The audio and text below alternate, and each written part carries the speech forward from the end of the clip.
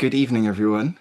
I'm Paul Skinner, founder of MarketingKind, and welcome to this MarketingKind exchange, in which we'll explore what it could mean to build an economy with care as its organizing principle, with our special guest, Professor Tim Jackson. Tim, this is Tim's second exchange with us at Marketing Kind, and our members will remember that Tim has been at the forefront of the international debate on sustainability for 3 decades. He's worked closely with the British government, including as a former Sustainable Development Commissioner, and with the United Nations, the European Commission, businesses, NGOs, and foundations on how to better integrate social and economic understanding into their work on sustainability. Since 2016, he's led the Centre for the Understanding of Sustainable Prosperity, and of particular interest to us maybe, Tim is also, as it happens, an award-winning dramatist, with many credits to his name, including with the BBC, which may further explain his ability to capture our collective imagination. I first came to Tim's work, like so many people, through his book, Prosperity Without Growth. That must have been a life-changing book to write. It was a Financial Times Book of the Year, translated into over 20 languages. And for so many people around the world, it really put post-growth economics on the map in the first place. I then came to Tim's book, Post-Growth, Life After Capitalism, as part of my preparation for our prior exchange with Tim on alternatives to and for capitalism, alongside Sir Tim Smith, the founder of the Eden Project, and the impact financier Daniela Baroni Suarez. And Tim's most recent book was recommended to us a few months before it came out even, by Sir Jonathan Porritt, in his or just after his exchange with us on finding hope in the climate emergency. It's called The Care Economy, and so appropriately enough will form some of the or an important backdrop to today's conversation. So first of all, welcome back to Marketing Kind, Tim. Are you feeling cared for today? Yes, I am. Yes, very much so. By the weather, certainly. It's a beautiful day. And by those around me, and even now that I'm here, by you. So thank you very much for that. It's a pleasure to be back. Wonderful. So, writing a book, I mean, you've written several incredibly successful books already, and writing any book can be sort of a severe mental tussle.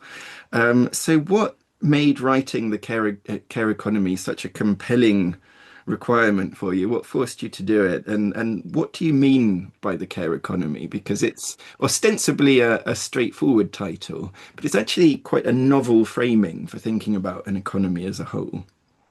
Yeah, it's actually not a straightforward title at all, and it wasn't a straightforward book to write. I thought it would be a straightforward book to write. I thought about writing it when I first decided I was going to write something around that idea of care. We were just coming out of the pandemic. Post Growth had been published, and I'd talked a little bit in Post Growth about the idea of prosperity as health.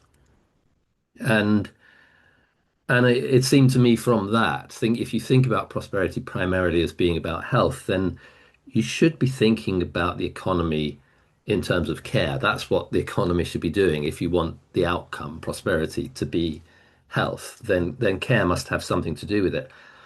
And at that point in time, of course, we were brought up very close to the idea of care. We had previously perhaps neglected it at our peril, but during the pandemic, we realized exactly how important it was. We realized how important care workers were. We stood on our doorsteps and we applauded them because they were the frontline workers. They were the difference between life and death, quite literally at that point.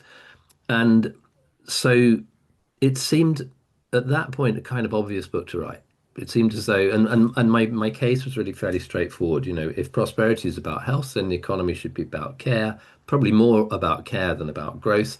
And therefore, it makes sense to talk about something like the care economy, where what I'm talking about is not just a little subsector of the existing economy, but the economy as a process of care. And that's kind of what I wanted to write about. Um, yeah, and then I sat down to write it, and actually turned out to be incredibly difficult for a few reasons. I mean, one of them was that, in a sense, the thesis is blindingly obvious. And to start with, I kind of thought, well, it's so blindingly obvious, maybe it doesn't need a book. And then I began to think, actually, well, if it's so blindingly obvious, why doesn't it happen? Why is our economy denigrating care? Even a few months after the pandemic, we'd forgotten about applauding care workers on our doorstep, and we were refusing them a cost of living pay rise that would have brought their wages up to a decent standard in an inflationary environment as we were moving into at that point. And then, of course, other things began to happen. The world veered wildly away from the pandemic focus on care into a post-pandemic rush towards something very, very different. In fact, what you could almost call the opposite of care, a kind of a violent world, a world moving towards violence and aggression and war and conflict. And then my problem was, not that it was blindingly obvious, nor even that the blindingly obvious didn't happen, but what was the point of sitting down now to write about something called the care economy when we were busy rushing towards violence? So it that was the process of writing it for me, and it wasn't a straightforward one. And I think eventually I sort of was rescued from that impasse of not quite knowing how to write about the blindingly obvious or even why the blindingly obvious didn't happen by something that I read in a book by Kathleen Lynch called Care and Capitalism. And there's just one little phrase in that that struck me. And she says in somewhere in the middle of the book, you can't really hope to understand care unless you can look at care's shadow, unless you can understand care's nemesis, which is violence. And then it suddenly seemed to me actually this wasn't the wrong time to be writing about the care economy. It was precisely the right one. It didn't make the task easy by any means, but it was very definitely a task that drew me into it more and more as I set about writing what I thought initially would be a very simple book. Yeah, there is so much there to pick up on, and hopefully we'll get to cover quite a lot of it. But while you mentioned the pandemic, one frustration I had at the time was that the government communication, particularly during and around lockdowns, was primarily focused on seeing health and the economy as a trade-off. That we could undertake activity to preserve health, and that was at the expense of the economy. And there wasn't a higher order of thinking that recognized that activity to support health would also benefit the economy, and also that an economy is related to health, and that economic setbacks could lead to harms to physical and mental health. Is there anything in the notion of care as an organizing principle that can help us overcome that trade-off mindset? Yes, I think there is. I mean, there's something in the very concept of care that should help us overcome that sort of trade-off, which is that without care there is nothing. Without that organizing principle, even in the sense in which we typically think about care as a set of activities of looking after those who need our help, those who are ill, those who are disabled, those who are elderly, those who are very young. The process of care starts in the womb a long time before we're actually born, and it continues virtually unabated to the end of our lives. And there are points in our lives where we begin to think, oh, I've evaded the need for care. I don't need care. I'm well, I'm fit, I'm healthy, I can look after myself.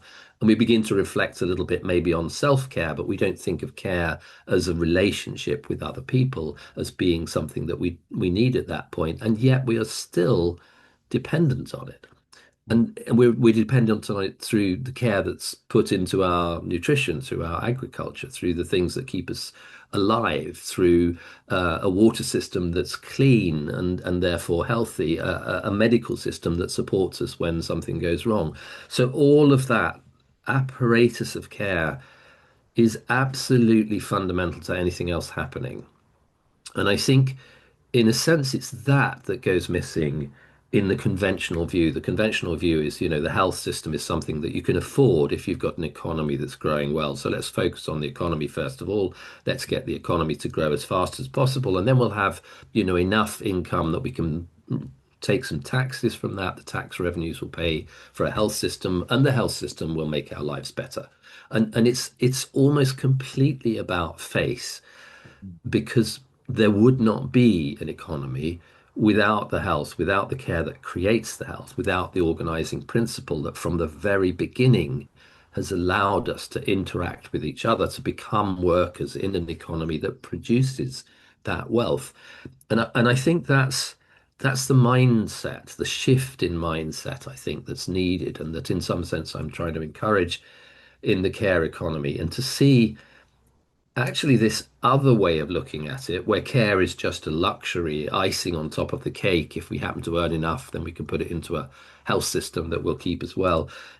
It's actually the other way round. The rest of the economy that we think is the primary aim of all our striving, it's not only that it wouldn't be there without the care economy, Mm. it's also in a sense that it owes a massive debt to the care economy. You could say the careless economy owes Mm. a debt to the care economy, and that debt is unpaid, continually unpaid, and it's becoming, in some sense, unpayable because some of what has gone missing by focusing only on the careless economy and not on the principle of care, the organizing principle of care, is we've created food systems and pharmaceutical systems and even medical systems which are Mm. in the process of undermining care and becoming careless. And that's the sort of the sense, I think, in which this is not a sort of special pleading for a particular sector of the existing economy that should have a little bit more resources, please. It's a call to turn that thinking on its head and Mm. understand that the careless economy is massively indebted to the care economy, and without the care economy, none of it would exist. Today, of course, the welfare bill is published, and the UK even kind of is stepping back from the details of that. The UK has a particular problem since the pandemic, particularly of record numbers of people who are out of the workplace because of health reasons. A substantial portion of which are long-term health reasons. Um, is there something in the idea of the care economy that could address that? Because as you say, without health, other parts of the economy are not possible. So health is so foundational. If we took this idea of a care economy more seriously, what could that mean for the problem of people who are long-term out of work because But of this, I mean, this is absolutely where I was led to when I was writing the book, and it's really really important to think about. I mean, you're right. The most of when we set up a health service, the welfare state back in the just in the post-war period. So the National Health Service was born in 1948, or it first started in 1948.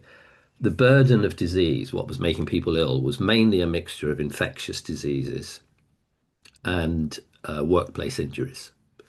And so, that was a particular thing that you needed to develop. You probably needed, some antibiotics. You probably needed some vaccination. You needed to take away the conditions that made people susceptible to bacterial and viral infections. And you needed to put them back together when they fell apart in various ways. Um, Now, in the almost 80 years since then, that that burden of health has changed massively. And three-quarters of the burden of health is now constituted by chronic disease, Mhm. by disease, long-term conditions, those long-term conditions that are now keeping people out of work. There are some pharmaceutical treatments of some of the symptoms of some of those diseases. But those pharmaceutical treatments don't cure the diseases. In some cases, they make our metabolic system worse because almost every pharmaceutical product is a poison of some kind, and it does have a tendency to have side effects. And those side effects can weaken the metabolism, and the metabolism therefore is less able to cope with the conditions, its own chronic disease conditions, and indeed it's less able to cope with infectious disease conditions. So the pharmaceutical remedies that kind of worked up to a point for infectious diseases are not adequate to solving the problem of chronic disease. Chronic disease is, and it's been called, and this is, this is a contested term, but it has some truth to it. They've been called lifestyle diseases because the principal causes of chronic disease lie in the way that we live, in the food that we eat, in the way that we work, our relationships to other people, the stress that we're under, the environmental toxins that we're exposed to, whether we sleep well, whether we get enough exercise.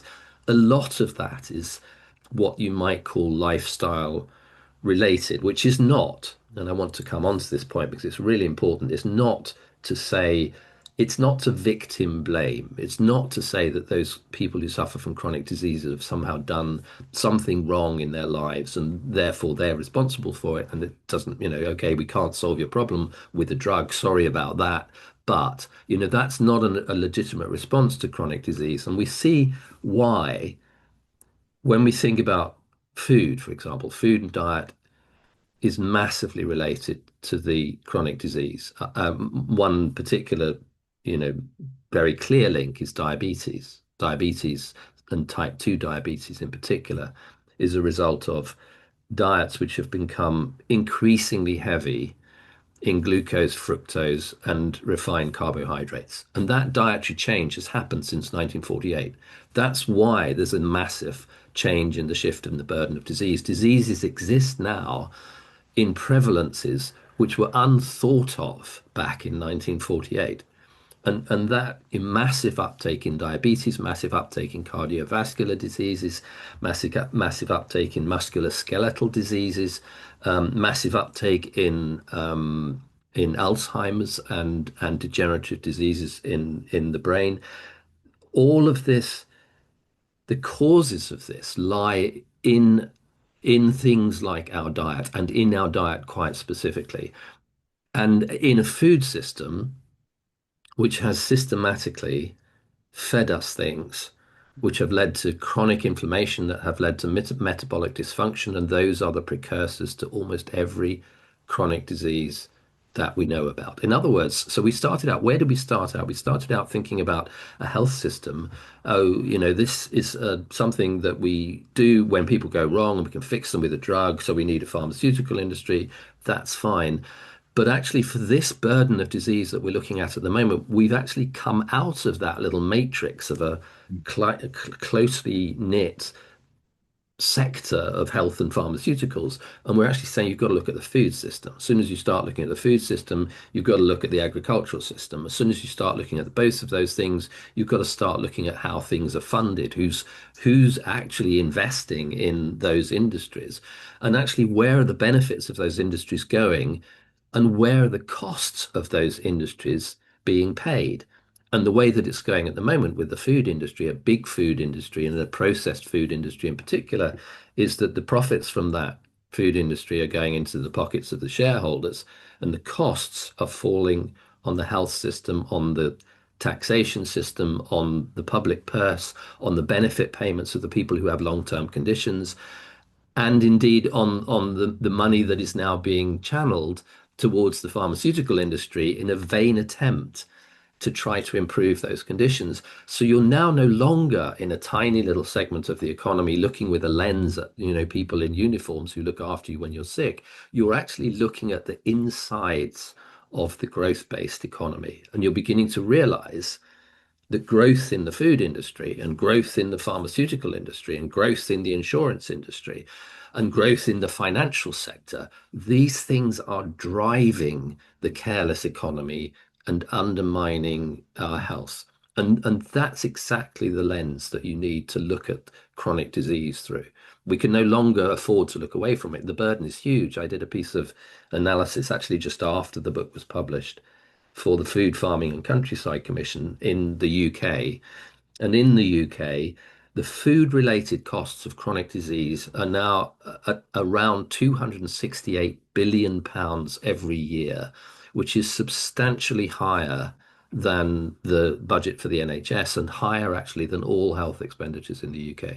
So in other words, you're creating exactly the public cost which we should be trying to avoid, we should be trying to prevent, and we're doing it in the name of growth. And that sort of brought me, in a sense, back to the analysis. And you mentioned prosperity without growth and post-growth.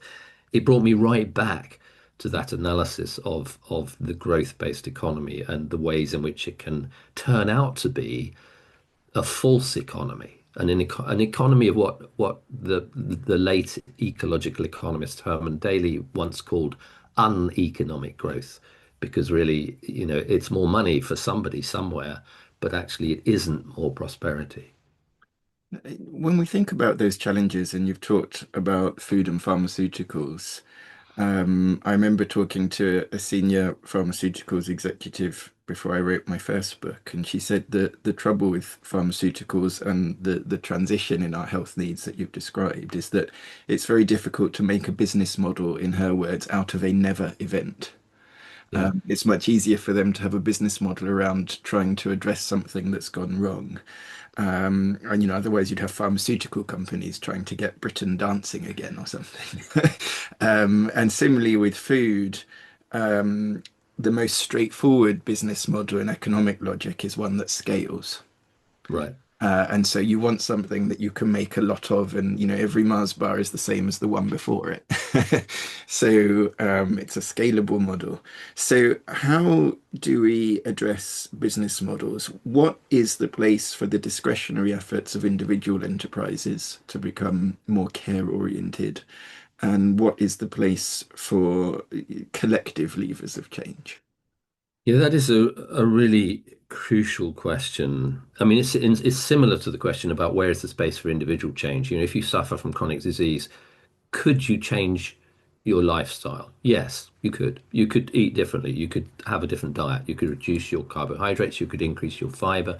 You could play some games with intermittent fasting so your gut has a longer to recover, and that the processes of the body that cleanse it and keep it healthy have better chances. You could reduce your intake of environmental and food related toxins, the things that are sometimes added to processed food in order to make them irresistible to us, but actually not good for us. So you can do all those things as an individual. And I mean,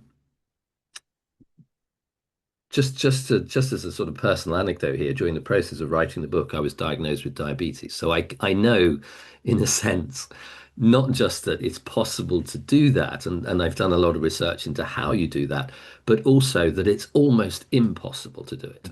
And that's the paradox, and of course, if you have enough resources, if you have enough time, if you can make sure that you have real food rather than processed food, if you can afford to buy healthy food, and you're not just, you're not a single parent looking after three small kids, working two jobs, getting to the end of the day, getting fast food as soon as you can so that they have something to eat, and then rinse, repeat the next day and the next day and the next day. If you're not in that sort of circumstance and you have the right resources, you can look around you and try to make that individual change.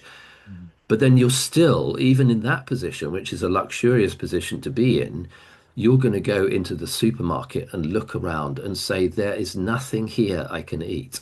That there is no food that doesn't have refined carbohydrates. Everything has got added sugar. There's trans fats in this, there's saturated fats in that. This will have added toxins in it, which are meant to improve the shelf life or improve the color of the product. Everything has been messed with in our entire food environment.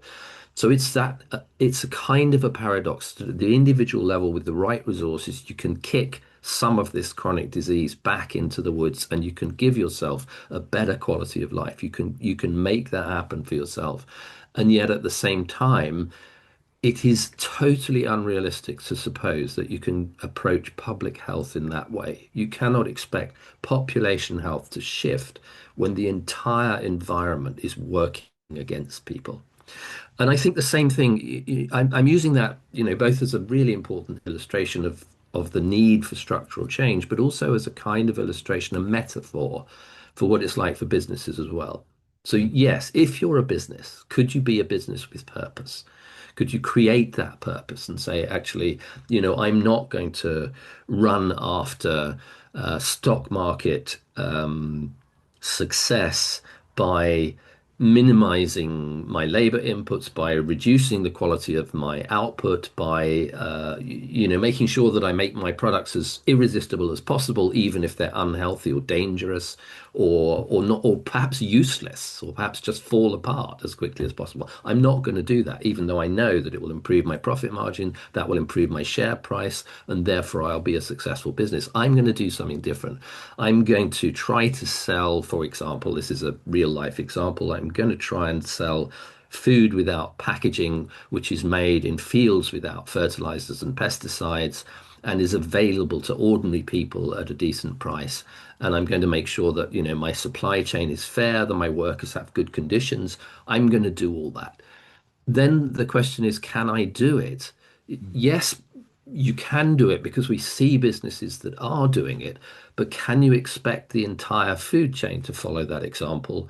Not under the current conditions, where it's actually, supermarkets have got stranglehold over the suppliers of food, in which the profits of real food are being undermined by engineered calories in an ultra processed food industry that is not paying its taxes, that is increasing carbon in the atmosphere, that's depleting the quality of soils, and worse still, is creating irresistible foods that are predominantly bad for us.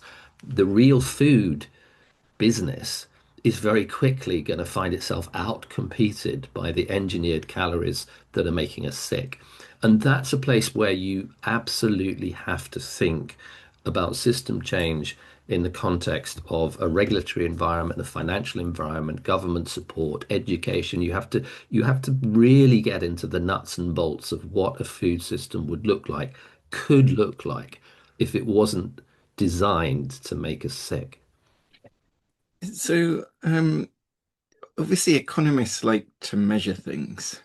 And in one of our previous exchanges, we had Polly Mackenzie, who was played a role in instigating the Office for National Statistics to collect well-being data, not just financial data.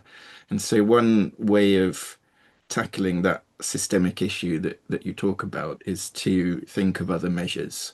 Money is the traditional proxy for well-being. And of course, it's flawed in the sense that, I might have more money next year, but be sick, and vice versa. It's not a very deeply flawed metric and a misleading metric, and it encourages the types of growth that you've a sort of potentially futile approach to seeking growth. In the UK, we're meant to be somewhat leaders in the environment of defining how you measure well-being. You have the well-being adjusted life years and so on, and that isn't massively directly addressed in the book. And I wondered, is that because measurement is not the way to capture your reader's imagination, or is there some kind of recognition that it's not, although money is a flawed metric, finding alternatives is not that easy. How do you, in a care economy, how do you discriminate between today's population and future generations? Who do we care for? Do we care for our domestic population, or do we care for our international responsibilities? Do we care for human life, or do we care for nature and other sentient beings? What would a caring economy policy on immigration look like? Is there a sense that we have to embrace a whole different order of complexity? Yes, I think you're right. And I was just looking up to see whether and to what extent I had talked about that question of measurement. And it is there in my final chapter where I talk about policy stuff. But you're right. It wasn't, in some sense, the book is not a policy book. It's not it has policy in it. It points towards policy. It points towards change. But it isn't primarily written for policymakers. And the question of measurement, although it's absolutely central, is a difficult one to bring people along with when you're trying to broadly sketch what I think is more of a philosophical argument, a conceptual argument than a detailed policy argument. But I think, and the question of measurement is something that I've written about, quite extensively in previous work as being absolutely vital. That if you're not measuring the things that matter, then you're not organizing your society around what matters. And the things that you are measuring are taking you in the wrong direction, particularly when you try to maximize them, like we do with the GDP. Growth at all costs in a careless economy is a recipe for all the kinds of disasters that I've been sort of sketching out in a way, and particularly in health, particularly in the food economy, particularly in pharmaceuticals, particularly in the financial sector. If you're just driving it by an economic metric that doesn't really have a lot to do with well-being, much less with health, then there is a real danger that those things go missing. And so you have to put back in that set of metrics that allow you to explore that. So in this case, for example, the uh, long-term conditions unemployment, long-term unemployment from underlying conditions data, absolutely essential. If that's going in the wrong direction in your economy, ultimately that is going to affect either your productivity, which means that your GDP is going to fall off a cliff at some point, or the public purse, which has to pick up the costs of people keeping those people alive and as healthy as we possibly can, even if they are suffering from morbid conditions which can't really be called well-being. And if you don't know those things, if you don't know what's going on in your economy, then you have no chance of being able to manage it. So that is incredibly important. I can't remember what your question was about what do we do about that, or what was it, what do we do about that, or what does it say about the argument as a whole? I Yes. think, I think what it says about the argument as a whole is that yes, it really matters, but first we have to understand this fix that we have mired ourselves in, this mess that we have created by focusing inappropriately on one metric which doesn't well reflect either well-being or health and has all sorts of flaws in it. And it does become more complex. I think that was your point. It becomes a more complex place to do policy in which, yes, there are trade-offs. And my argument about, do we care for us or do we care for the environment is that actually, if we take care seriously as an organizing principle, we should be doing both. And we should be thinking, in international relations is the same thing.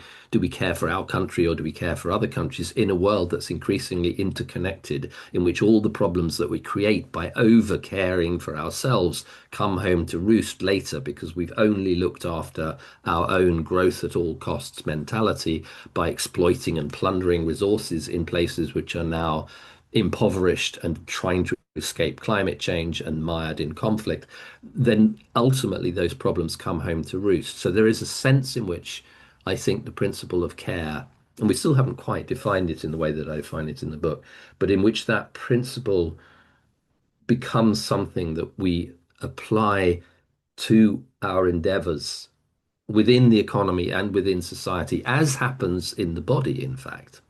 Mm. In the biological organism, there's a process which I would call care, which is a constant attention to the health, to the balance that creates health in the body across multiple things, across our blood sugar, across our heart rate, across our breathing rate, across our blood calcium, across our dopamine levels.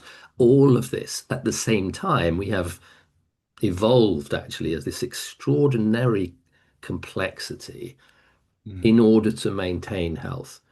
And it's that complexity to some extent, that attention to detail, that is a part of care as an organizing principle. Yeah, I mean, maybe we should pick up both on that notion of care, and create the space to define it, and also pick up on some of your earlier comments about the opposite of care. Because is there, in a sense, you'll explain it better, but the kind of care that you talk about in the book is a care that is aligned with evolutionary adaptation. Yeah, Biology's answer to the uh, entropy imposed by physics. How do we survive as best we can, as flourishingly as possible in circumstances that mean our existence is finite? But if we take that lens, thinking about Ukraine, for example, at the invasion, President Zelensky bravely said, "I don't need a ride, I need ammunition."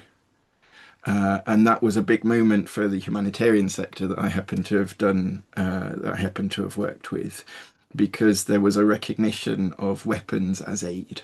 And in a sense, there are situations, and there's at least a devil's advocate argument to be made that we should have listened to you when Prosperity Without Growth came out, that we didn't, and that in today's increasingly dangerous and hostile world, there is a need for a basic minimum of care that is protecting people who are in direct danger, and that kind of intervention requires conventional economic might, and that really, to use a horrible phrase, floods the zone and crowds out the space to be thinking about care as an organizing principle for the economy, because in a sense there are parts of care that are absolutely vital and require that sort of conventional economic heft.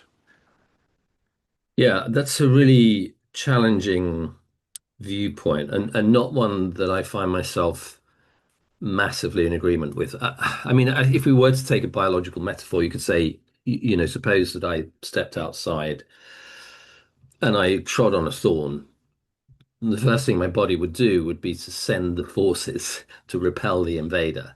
There would be a process that did that. And so you could argue, and that is a form of care. It's a form of care that our body enacts in on our for our own defense to repel an invader.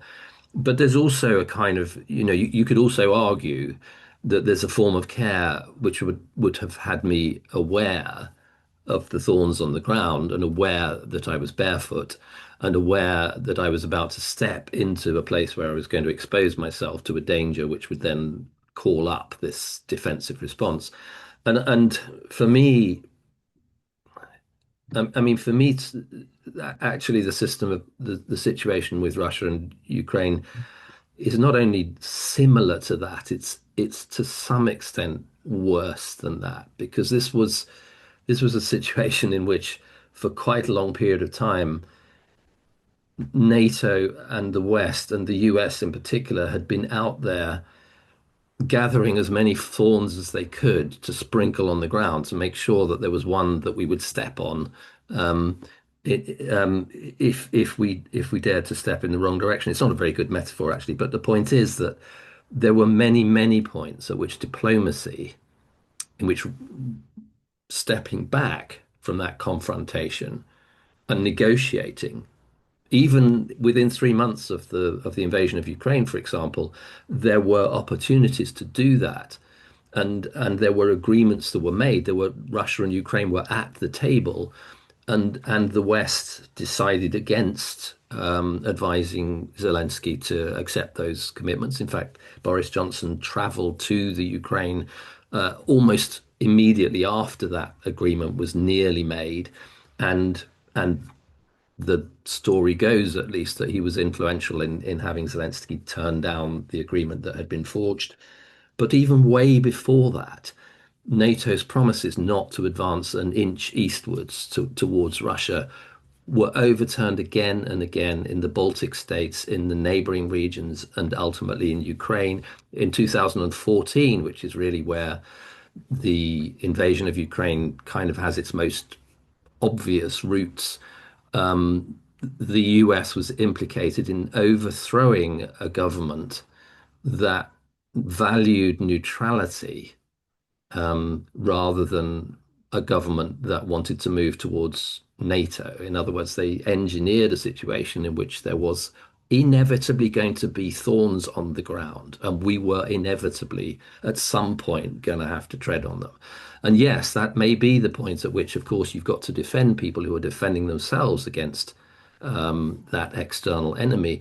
But all through that process, what the care principle says It's that we should be looking at those places which, those forces, those directions which bring us back into balance, which don't inflame conflict, which don't inflame violence, which don't pump prime a kind of militarism because it sees militarism and the military sector as another avenue for growth, and that doesn't give in to the hawks that say what we need is violence because look, there's violence all around us.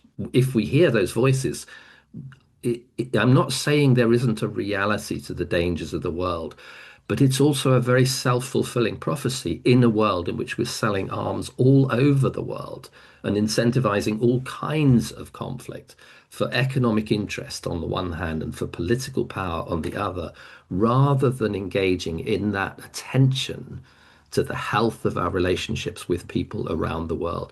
In other words, it's basically I'm saying, diplomacy first, diplomacy first, diplomacy first, and diplomacy throughout. The point at which you're running away from that principle, and to me, diplomacy enacts the principle of care, the organizing principle of care. And the moment you run away from that, you are in danger of conflagration, of violence, of aggression, and actually potentially of catastrophe in when you're messing with nuclear states, as we are in several places in the world. Um, Thank you for that. I found with our guests that there is rarely the challenge is very rarely in the internal logic of their views. The challenge is in the variables that aren't accounted for. And so I'm very grateful to you for addressing that topic because it is such a difficult topic and because there are so many sort of different perspectives on it that people could feel very intensely about and that are completely legitimate.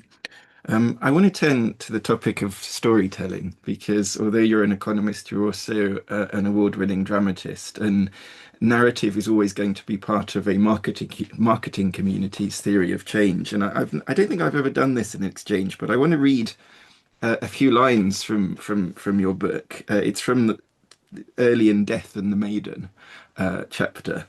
I should have warned you and had you read it. That would have been a much better experience for people.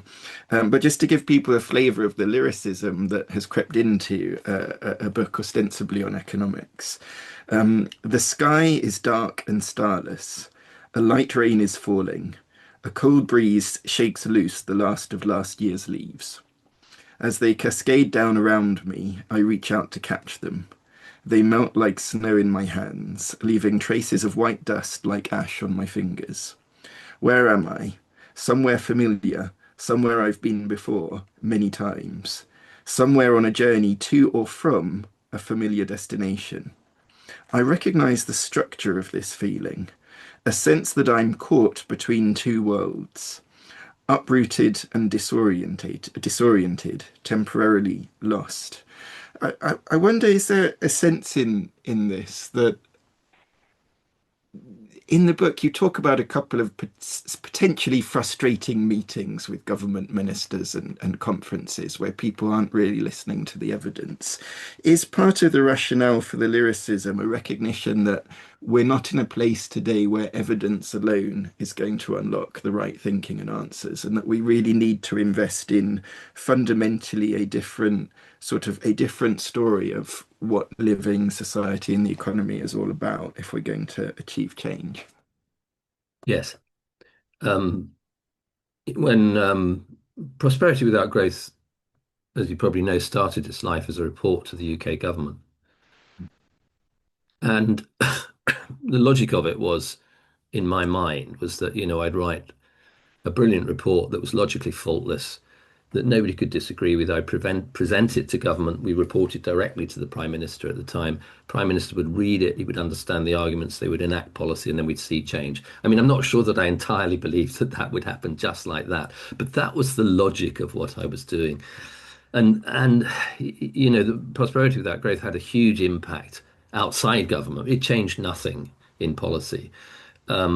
And it also, but it was also a book of a particular kind. It was a book which was ultimately came from a report to a government. So it was very much the sort of thing that policymakers would read, or that people who were interested in policy would read, or that the people who were the environmental advocates of limits to growth would read, or I might appeal to a slightly broader audience. But it was still a book that had quite a lot of economics in it, had quite a lot of graphs in it, had some numbers, it had some calculations, it had equations even in certain places. And that is not the sort of thing that everybody reads.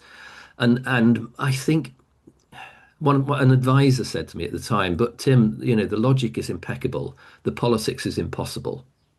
And he was describing prosperity without growth. And it stayed with me for quite a long time that, that as a model of change, write a report that's logically impeccable, give it to government, and they're going to change is falls when the politics is impossible. And it wasn't just the politics being impossible, it was also that this is an argument that situates itself in a kind of elite minority who understand the language of economics. And if they are already built up against it because they're programmed just to think about the economy in terms of growth, or because they, dislike particular forms of presenting ecological arguments, or for any number of other reasons, then it fails. But where prosperity without growth succeeded, ironically, was actually in attracting the imagination of people who weren't policymakers, who weren't policy wonks, who weren't even economists.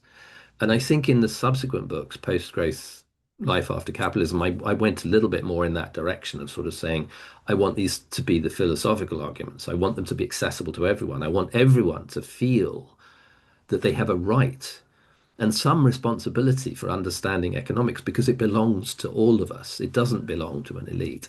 And Yeah. in the care economy, I found myself going even further. And the the topic to which that passage that you read as a precursor is probably one of the most economistic topics that there is in the book. And so, I was looking for a way to create an environment that would draw people in, that would be creative, that would be narrative, that would revolve around character. Mm. And so that, that was a very deliberate choice in some ways in the care economy, but it was also strangely almost accidental. I found myself in the period when I was struggling with how to write the book at all, I found myself experimenting with different ways of writing. And that sort of lyrical tone was the one that struck. I wanted it to be a book that you would sit down and you'd want to go on reading it. You wouldn't sort of say, "Oh, I've got to get to the end of this chapter by such and such a time because I've got to talk to my class about it, or I've got to do this." I wanted it to be a book that drew you in and that drew the reader in and became something where each chapter essentially has a beginning, a middle, and an end, but it also has a narrative form. It has a narrative drive. It has a sort of lyrical nature to it that the words themselves will draw you in because the concepts that each chapter is trying to convey are powerful. They belong to all of us. They are sometimes complex, but it's absolutely vital that we see the substance, the structure of those concepts, and not just the kind of technical outlines of them or the statistical manipulations of them. It's about the sort of inequality of those ideas that I wanted to Mm. struggle with, and I think that's why it came out in that way. I want to dig a little deeper into that narrative approach to change, and I just remind everyone, if you have a question, please raise your digital hand, and I'll start to go to other people for questions as well, as I've had such a glorious opportunity to ask questions already. But on that nature of narrative, there is an argument that just as the Industrial Revolution created a lot of prosperity, but had the shadow side. I just talked about shadow side. Had the shadow side of carbon emissions that gave rise to the climate emergency that couldn't have been foreseen at the start. Um, Similarly, there's a line of thought that the digital revolution has brought so much connectivity and changed our potential for communication in so many beautiful ways, but also has a shadow side in terms of online abuse, in terms of polarization, in terms of misinformation, in terms of it being quicker, cheaper, and easier to spread things that are wrong than things that are right. And that creates a sort of digital or narrative emergency, with sort of narrative toxins, everything from online abuse to cognitive warfare, and messing up other people's democracies. Um, how do you go about being an agent of change when it is so hard to have sensible, meaningful conversations and to use those as the basis for change? You know, rarely do you get a political or a business leader who can actually articulate a thoughtful proposition on the kind of issues that we're talking about, because the environment is not supportive of that. You know, is there anything we can do about that? Is that something you recognize? Is that Yeah, I definitely recognize that. And it is, I mean, I do think there are places where actually we've kind of moved into a space where it's more possible than less possible. So, for example, the podcast form, 10 years ago, it wasn't there. It's now there. And so it is possible for that sort of sense of conversation, that space for dialogue, actually to increase rather than decrease. And it is one of the things that the digital age has brought us. And, that's a good rather than a bad. But of course, it can be, even that can be used for bad. And the short form, the social media form of the digital age, with its sort of, where essentially difference is monetized, conflict is monetized. That is a potentially very destabilizing aspect of where we are.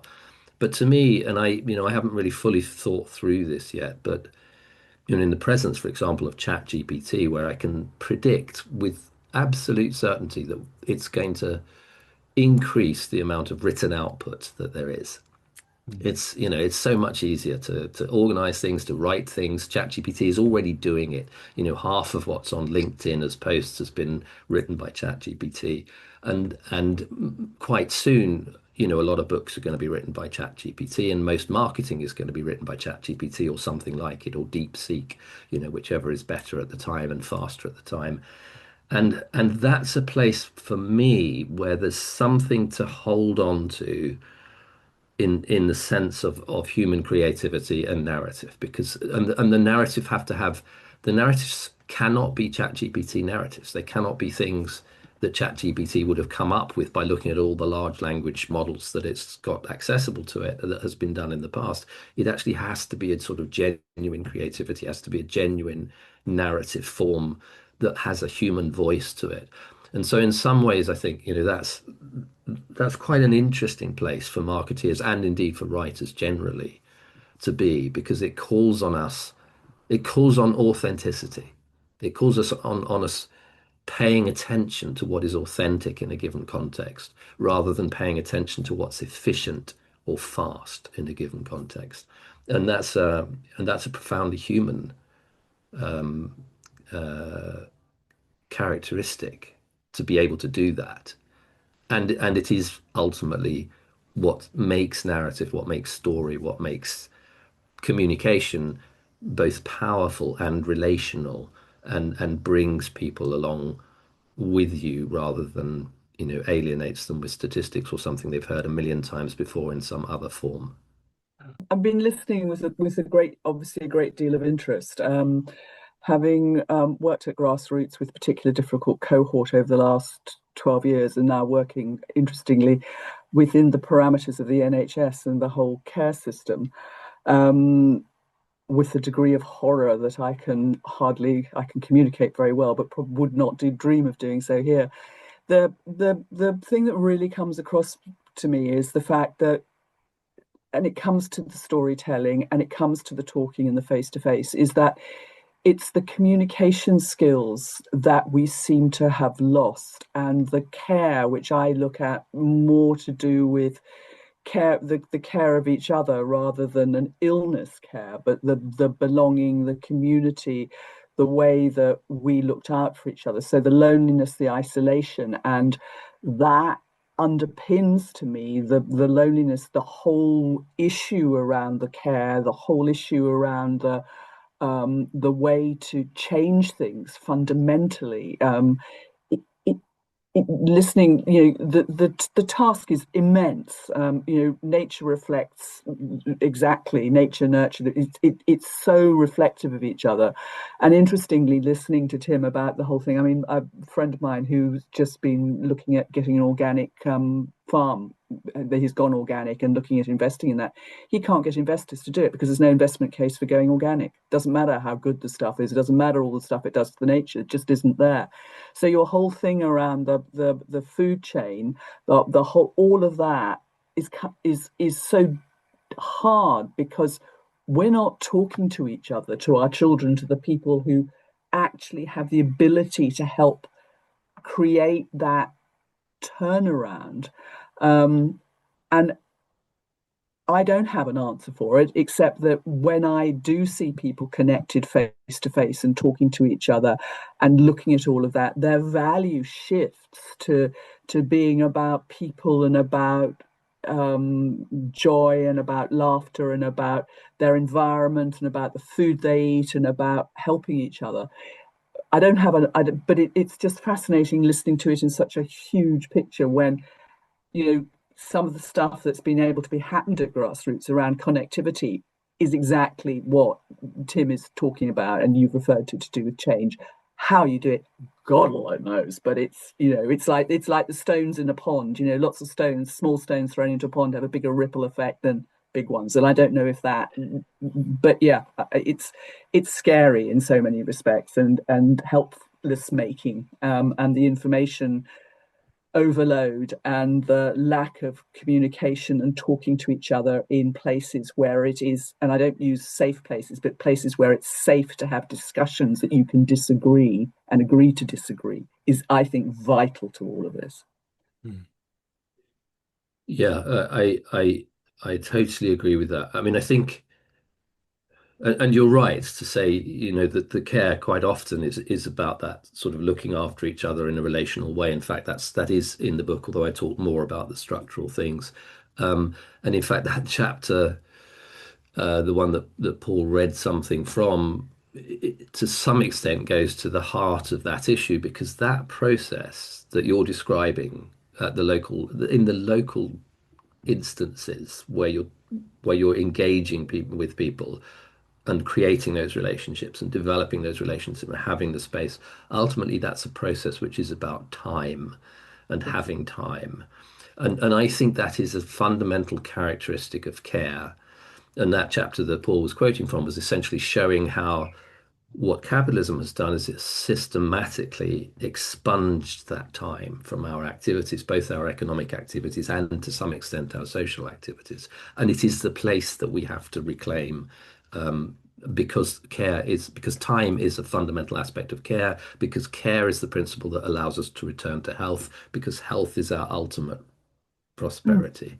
And the place, and you're right, there are wonderful places where that is happening at the local level, but the task of getting that to a broader level is challenging.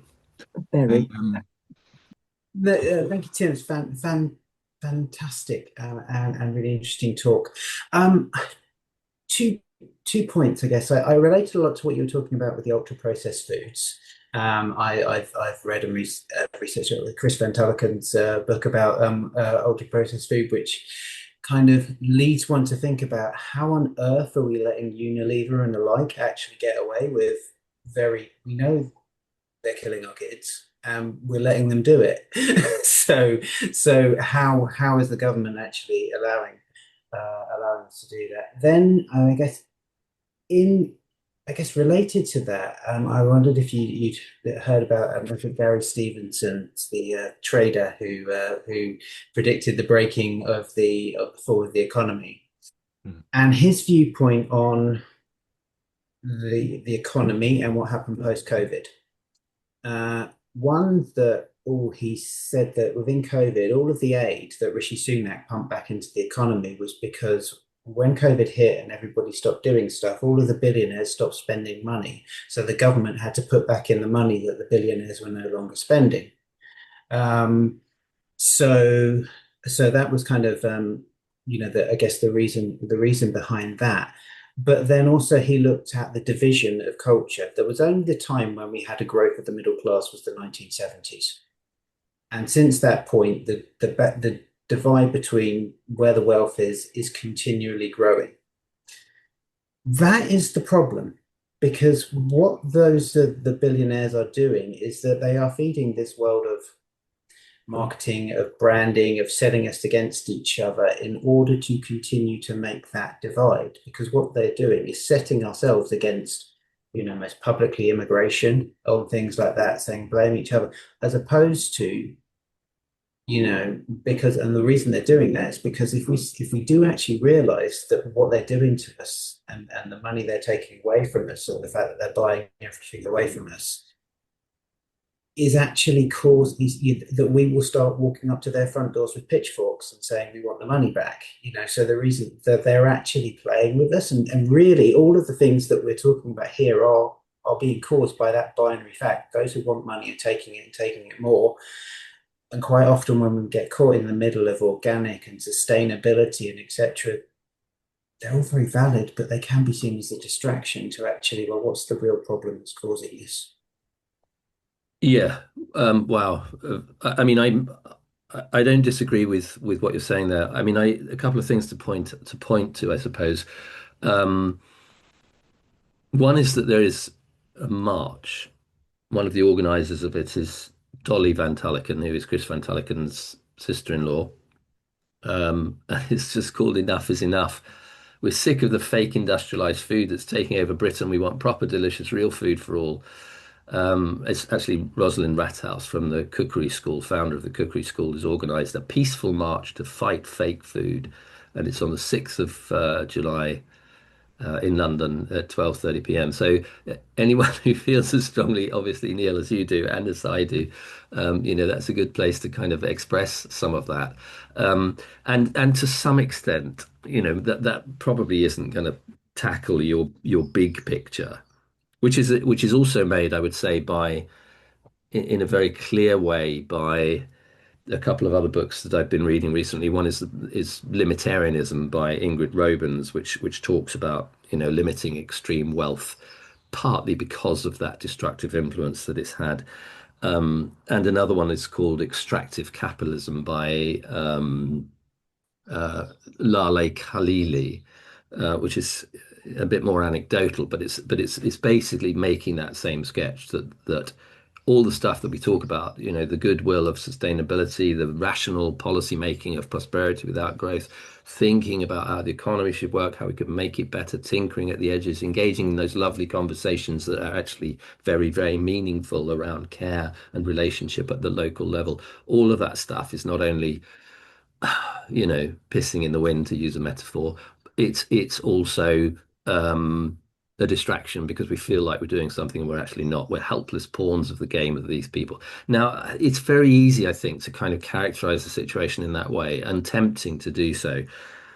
I think it's wrong for a couple of reasons. One of the reasons is that there's a sort of a justification, there's a legitimization process that goes on for allowing these things to happen, for allowing this extreme wealth, for allowing this power and influence.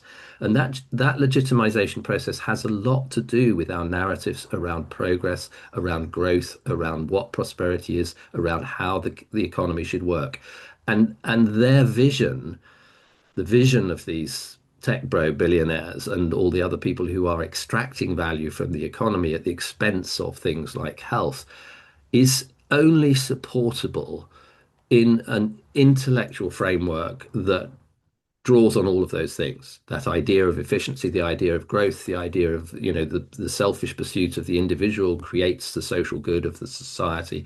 All of these ideas that have been around since Adam Smith, that they're all encoded into capitalism, they belong in our institutions and they are governed by our governments. And it's that sense of legitimization that I think is worth attacking. Because if none of those things hold, there is no legitimacy for that extreme behavior. And the other thing, the other thing to say is that I mean, one of the things I could do, we haven't really got time. And if you read the book, you'd kind of find it. We could go into understanding why this is happening, why there is a select group of people who have so much power, so much influence, who are distorting the rules of the game, overtaking the processes of democracy, undermining the population health, protecting their own interests in the process. What is it that's going on there in psychological terms? And that too, the case that I make in the book has something to do with care that has gone wrong. In this case, the sort of self-care of psychological well-being that is fixated on status and becomes fixated on wealth as the route to status. And this too is a place where the economy has allowed itself to become careless. So you might be right that the only thing we can really do and we should be doing is going on marches and shouting as loud as we can at the people who have this extraordinary influence. You have no right to this. But I think there's still also a job to do, firstly, in delegitimizing what appears to be the legitimation for that, and secondly, in finding ways to understand it and understand the root causes even of that dystopian set of conditions. I'm really depressed after that. Because there's so many things, and I'm not as articulate as I probably will want to be, because there is so much you want. Listening to you, Tim, and all the things that you've brought in, and the things that I work on the grassroots level, but we also currently have a route into government, and I work in the care sector, and I'm also from the agricultural sector, so I kind of see where, and I think one of the things that there isn't prosperity. Everything you said is right, and then the bit is about fixing it. It is understanding it, like you say. It's understanding, where's this come from, where's it driven by, who's it driven by, the greed, the power, the me society, and then how that is changed. And when we've and I just keep coming back to, and I don't know what you think, we've got this political system that is driven by, we've got to stay in, that they're only in for a short period of time, we can't change things in that period of time. And is it until we can change the political system? Because I think we see in these budgets at the moment, we're waiting to hear whether we've got some funding in the last review, and it's like, and we're pitching against the environment and education and the police and defense, and everybody's kind of, it's almost like broken down into all the things where we all work together. We're all fighting against each other, whether it's agriculture. Everybody's sort of trying to get a pot to do their bit. But if we were bringing all the sectors together in a kind of a way that sort of fed into the sort of the care that we care about people, because we don't, and the people at the top kind of might say they do, but they're so disconnected. What does it take? Is it political reform? What would it take? I don't know. There's so many things going on in my head. It's like I can't get it all out. I'll stop there. Yeah, no, I mean, yeah, I think it's weird, but I don't actually feel depressed, even though it's depressing. The situation is desperate but not serious, or whatever the quote is. And, I mean, it is obviously serious, but it is also a situation in which there are wonderful things happening at the local level. There is change in political systems themselves. The whole process is a little bit like the process of health. It's a process of a system working out the diseases within itself in ways which are ultimately unpredictable and probably will keep changing over time. The political system is definitely doing that at the moment. The distinction between left and right is not as clear as it was before. The relationship between business and the government is more confused than it's ever been.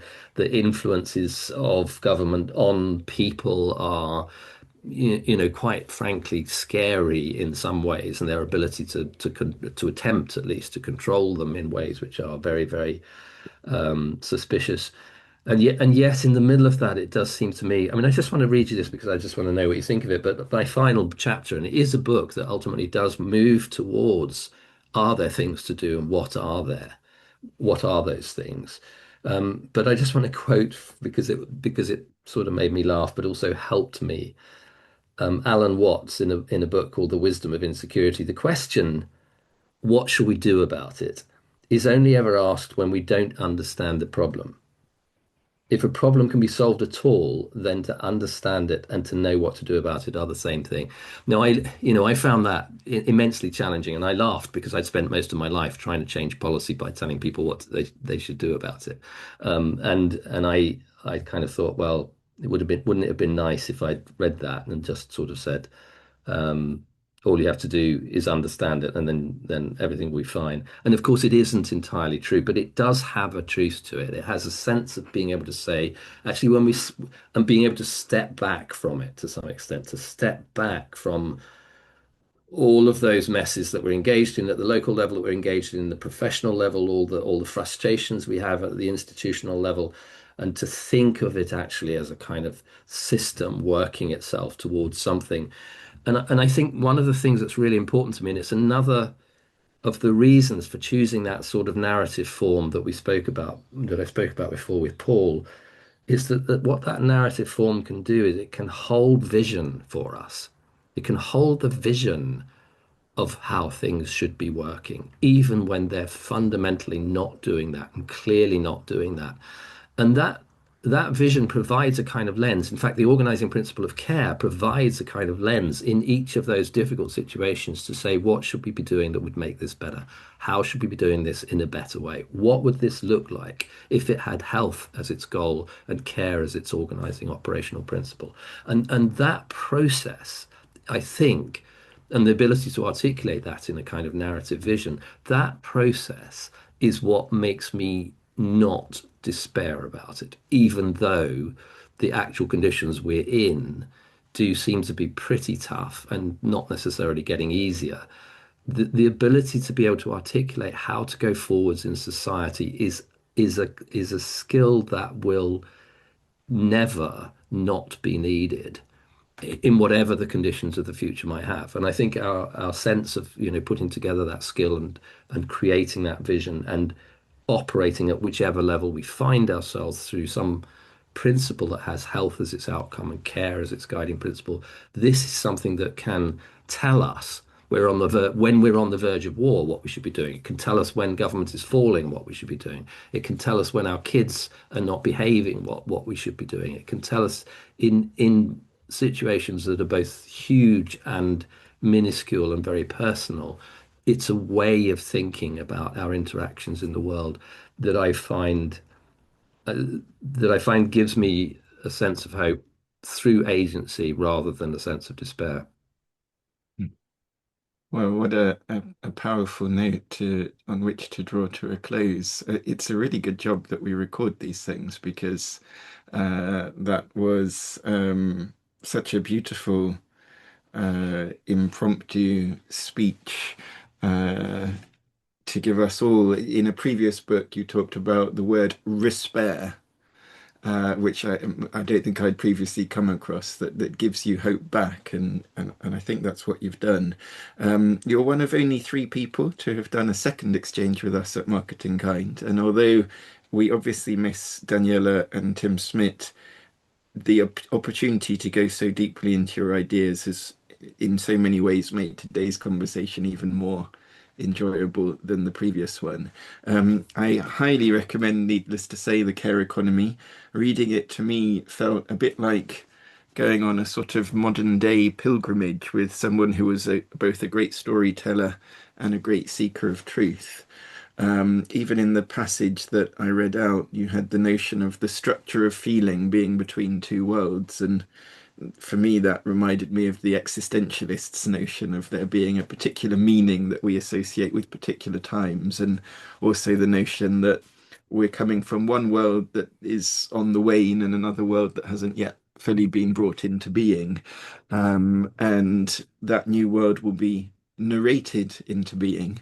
And so thank you for everything that you've done in the care economy and all your work to begin that narration. And it also gives us something to think about in our own ways to see how we can be narrating our way to a better collective future. So thank you so much, Tim. Couple of notices. We'll be building actually on this idea in our next exchange because On July 9th, we'll be having an exchange with Mark Fabian, who's a great researcher on well-being and discussing his book Beyond Happy: How to Rethink Happiness and Find Fulfillment. You probably know him, Tim, I would have thought. We have our next Coffee with a Cause, which will be with Fliss, which stands for Female Leaders in STEM Subjects, on July 2nd. And today, that of course, we didn't even get into the gender dimensions of care, which is worth reading the book for alone. And then we have our next Your Marketing Kind, which will be with Victoria Harvey, to debate banning fossil fuel ads in the UK. And that will be on July 23rd.